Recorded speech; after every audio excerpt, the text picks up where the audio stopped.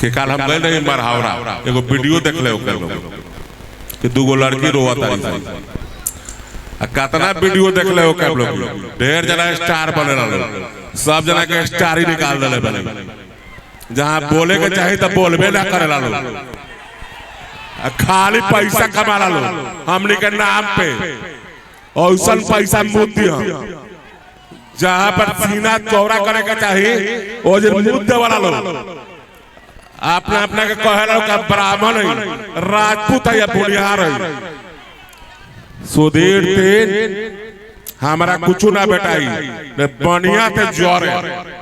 हमारा मालूम है कि समाज हमारा ठीक जगह हमारा बाबूजी के जराइले लगा वो हमरों के जराई हमारा केहू से डरा ना लगे आजो जब हम नहीं आ रहा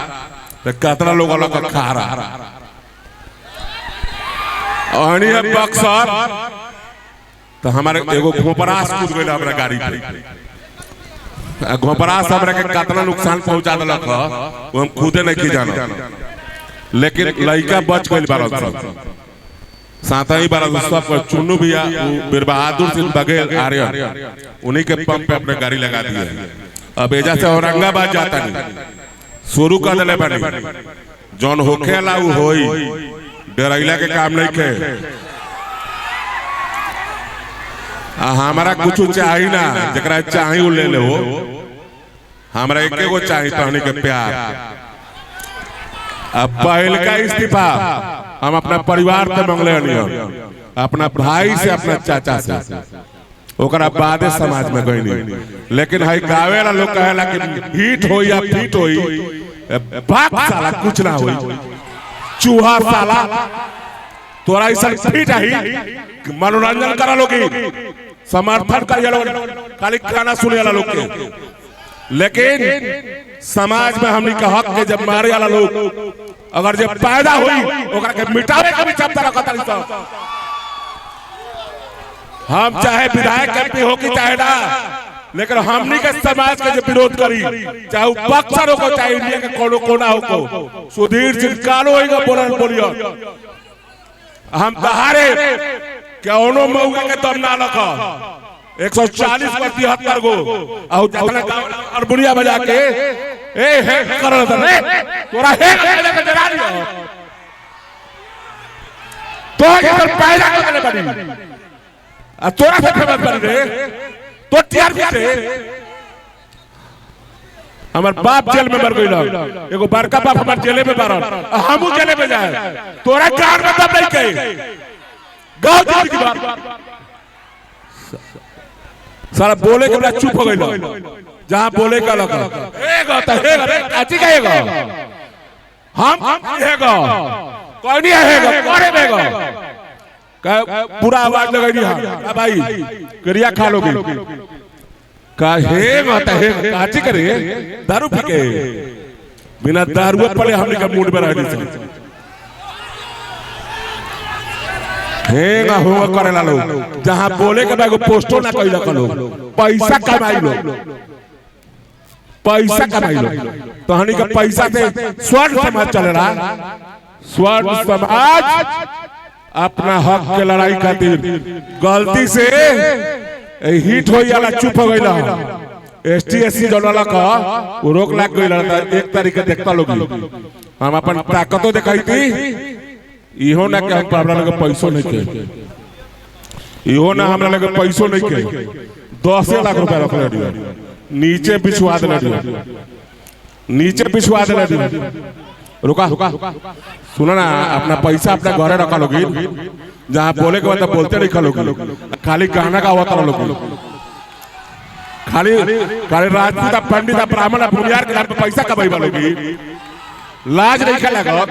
तो हमनी का बेटिया पढ़ी यूनिवर्सिटी में कहूँ हमनी का उल्टा सीधा बोली हम माइक ना हम फैन समाज में ना है हमरा कहूँ तो डर ना लगेला जिया तारी तो जिया तारी ये फिट हो ये हिट हो कालू लाग ऐ देखा आईटीबी के लड़का बैठल बा सब आईटीबी पुलिस में मारत का ठीक कहानी हम केहू से दोस्तिया ना करे दी केहू के गलत ना कहे दी आ जे गलत कही ओकरा के छोड़ बना करत सब हम कहानी नेशनल न्यूज पे बैठ के मरे के बेरा स्वर्ण समझ आवेला तो 33% बॉर्डरों पर अच्छा लेला लोग जब हमनी के कटा गई सब उ अक्षरवा केली हो भाई लेबो हमनी के मुंह के बेरा हमनी का उठी सब जिए के बेरा तो हमनी के पूरा हिंदुस्तान दे दरी सर गाड़िए दे बोलो अभियो तो सुधार जा लोग हमनी के मरल पसंद करब सर लेकिन झुकल पसंद ना करब सर जे झुक जाई वो राजपूत पंडित भुंजारना हमनी के जियल पसंद करब सर कहियो जियब सर आज हमनी के हक के लड़ाई ना लड़ल उ साला मौगा चाहे वो हमार भाई का है चाचा का है ना जे ना लिखल दीपू ये दीपूरा ना हमार भाई हमनी के रोड लड़े नहीं सर भाई हमार तो समर्थन ना देता लोग तो हाथरा ठकर के थोड़े बोल देते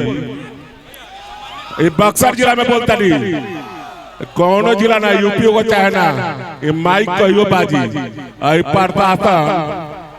कतना शासन देखनी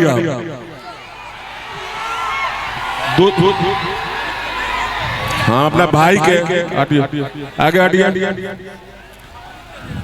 भाई ते 100 साल आ शतक मार के न बात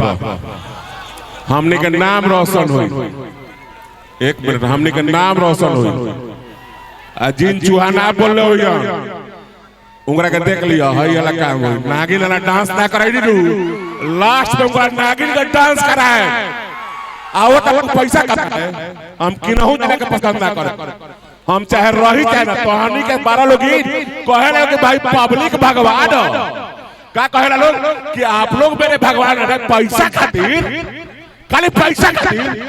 भगवान के तानी के मुद्दा ला सर आवाज उठाइला सर ना उठाइला सर हमनी के बर्बाद हो गई सर